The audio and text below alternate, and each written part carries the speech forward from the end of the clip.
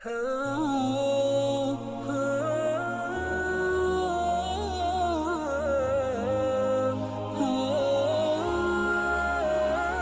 بالله من الشيطان اللعين الرجيم. بسم الله الرحمن الرحيم.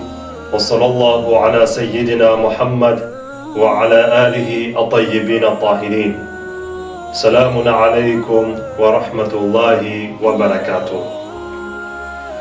nta gushidikanya ko intumwa y'Imana Muhammadun sallallahu alayhi wa alihi wa sallam yavutse mu mwaka wa 40 mu mwaka witiriwe inzovu mu kwezi kwa Rabiul Awwal, ahubwo ikitumvwa kimwe ni umunsi nyirizina yavukiyeho.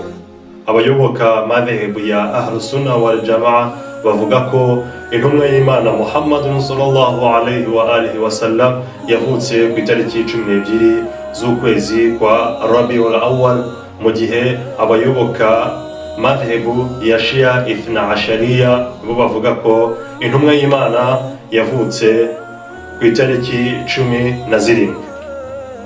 Aha nanone hahita havuka ikindi kibazo cy'ingutu, ngira ngo ari nacyo uyu munsi dusa nk'abakomozaho, cyuko hari abavuga ko kuba umuntu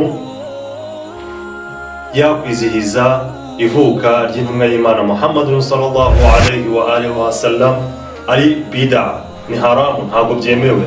Bati ni icyaduka. Kubera iki? Ngo nuko intumwa ubwayo itabikoze. Ahangaha umuntu ahita yibaza ati, ese buri cyose intumwa y'Imana Muhammadun sallallahu alayhi wa alihi wa sallam atakoze kugikora biba ari haramu?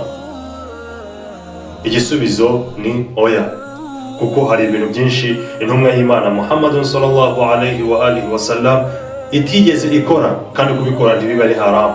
Urugero, intumwa y'Imana ntabwo yigeze itanga itaraka, kandi gutanga itaraka ntabwo ari haramu, ntabwo ari haramu. Icya kabiri nuko madhehebu zose ziboneka muri Islam zose zemeranywa ku kintu cyitwa qaidatul ibaha. Qaidatul ibaha ni iki? Qaidatul ibaha ni itegeko rusange ngenderwaho muri Islam rivuga ngo buri kintu cyose kiraziruwe kugeza ubwo haza iki kiziririza.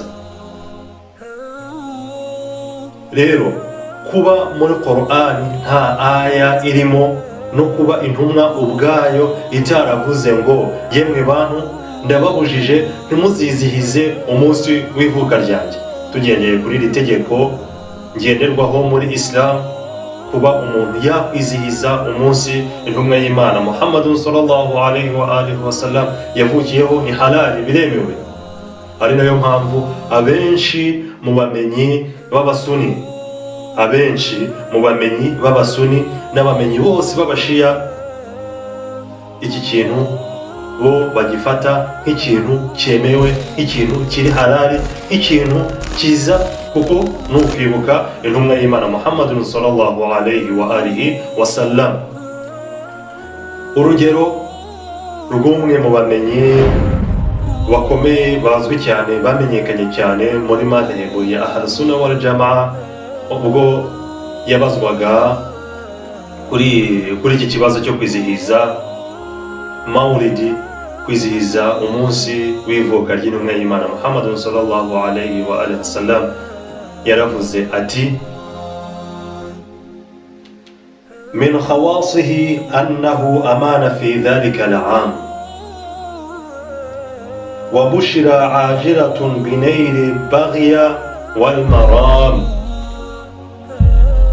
Yaravuze ati, kwizihiza ivuka ry'intumwa y'Imana Muhammadun sallallahu alayhi wa alihi wa sallam bituma umuntu wayizihije Imana imurinda ibyago n'ibizazane muri uwo mwaka, kandi bituma nanone Imana imusubiza ubusabe bwe, inzozi ze zikaba impamo. Uyu ni umumenyi witwa Ibn Jawzi mu gitabo cyitwa Siratul Harbi, umuzingo wa mbere, urupapuro rw'124. Wassalamu alaykum wa rahmatullahi wa barakatuh.